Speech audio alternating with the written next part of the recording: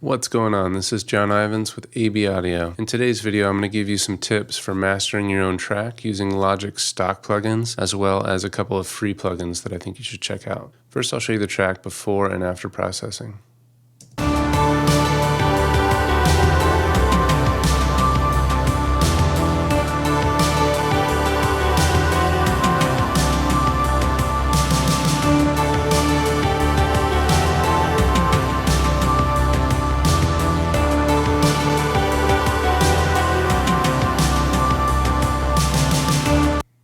So first thing I would highly recommend doing is once you're done with your mix and you're happy with it, I would take a break, at least a few days, if not a week or two, or even more, especially if you've been working on the track for 8 hours a day for weeks on end. Take a break so that you can come back to it with really fresh ears on the final bits that you need to tweak before sending it off into the world.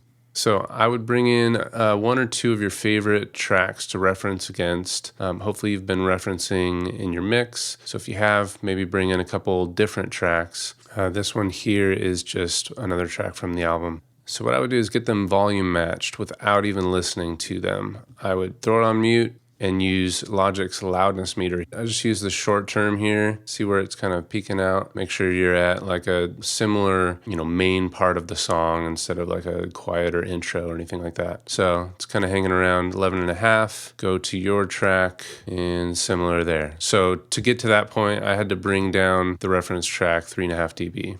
Then I'd typically turn the volume down a fair bit, pop it in mono. This is one of the free tracks I'd recommend downloading, BX Solo by Plugin Alliance, just to have easy mono and stereo solo, and left and right is also handy. So pop it in mono and turn the volume down, play your track. And then maybe bounce between your other reference tracks.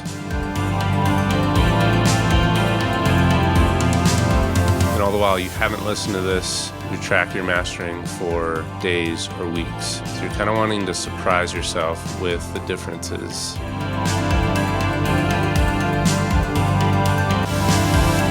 right, we'll pop over.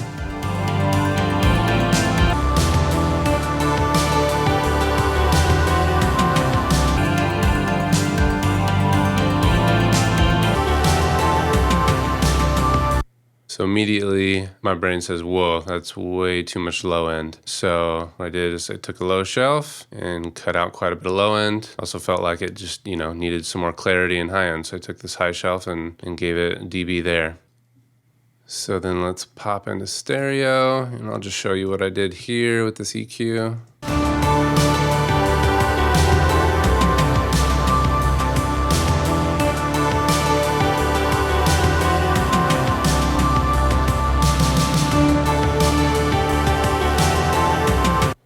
Right, so it cleans it up quite a bit. And a lot of times it's easier to tell that your low end is off in mono, more of an honest take on things. All right, next step. What we're gonna do here is pull out some low end of the side channel only. So the more you kind of listen to the stereo information of professionally mixed tracks, the more you realize there really isn't a lot going on in the stereo information down low, because the brain just has a hard time kind of distinguishing it anyways, and it's just kind of messy. So I will show you stereo information and the difference. Particularly, you'll notice the low end of the snare getting taken out a fair bit.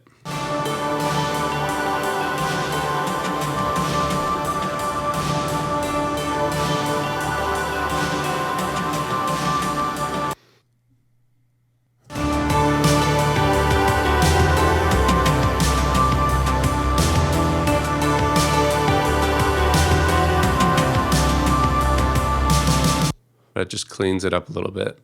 This one I'm not even gonna show you. I just felt on my speakers it was kind of obvious that the right channel wasn't quite as bright, so I just gave a tiny little boost there with the high shelf on the right channel. And then lastly is the other free plugin that I would recommend checking out, Ozone Imager 2. And so you're just going to be able to adjust your stereo width here. It's easy to get out of hand with this because you just go up and it sounds better and better and better. So what I like to do is kind of compare the mono and stereo information on Pro tracks.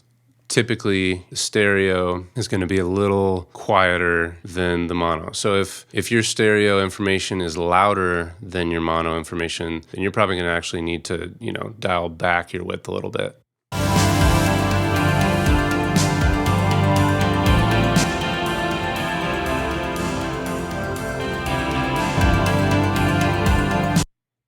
So it's kind of an average difference, I'd say.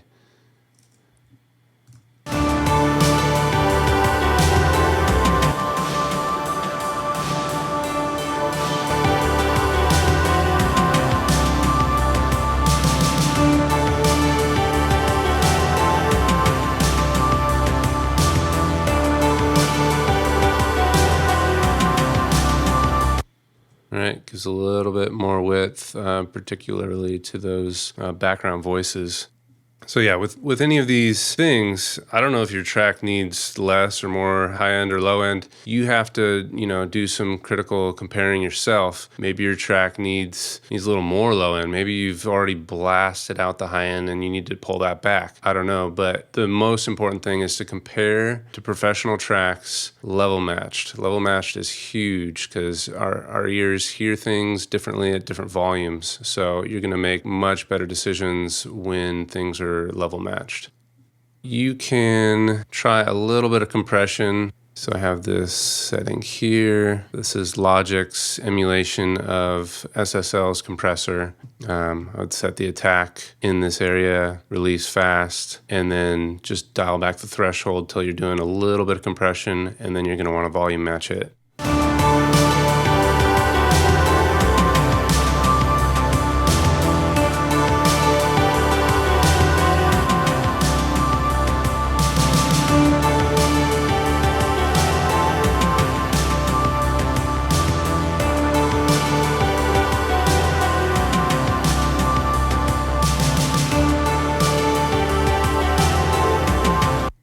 After I get things volume matched, I would close my eyes, click this on and off a bunch of times, keep my eyes closed, and then go back and forth and see which one you like better. Be honest with yourself. And for this track, I just didn't think this was doing anything or helping, so didn't use it there. I would recommend staying away from multi-band compression, especially if you're new. I've used it here and there to fix very specific problems, but overall, I almost never use it. And then the last thing you're going to do is bring your track up to volume with a limiter. So I would set the out ceiling to -1. Once you put it out and distribute it to Apple Music and Spotify, inevitably things are going to start peaking higher than what you gave them. So this is just kind of a safety so that you aren't clipping on the platforms once it's up. And then you can use your loudness meter here and just kind of target around 10 LUFS is kind of a good point. I'm going to mute this here because big volume differences don't work very well on YouTube. So then you're going to just start cranking up the gain here, and you can see our levels are getting up. And I try not to limit more than 3 or 4 dB here. So now we're hitting, close to 10. Yeah, that's going to be, pretty sufficient for streaming. A lot of the platforms are going to turn things down anyway. So you don't really want to be cranking this up and be doing a ton of reduction because they're going to turn it down anyways. And then you're squashing your song more than you needed to. It's just pointless. So yeah, that is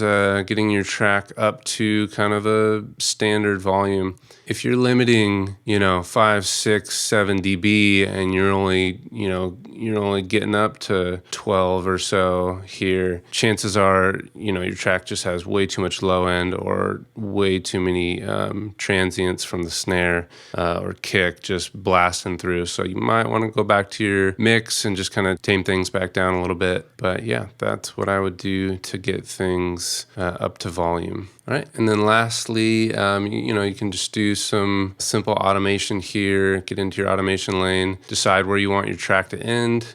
For bouncing, I would bounce PCM and 24-bit. You do not need to dither unless you're going down to 16-bit, which you only need to do for CDs, which are kind of rare these days. So just leave the dithering off, 24-bit, bounce it as a wave, and then send it off. I use DistroKid. I've used them for years for distribution. Really like them. And yeah, then you're pretty good to go. Hope you found this helpful, and I will see you on the next one. Thanks.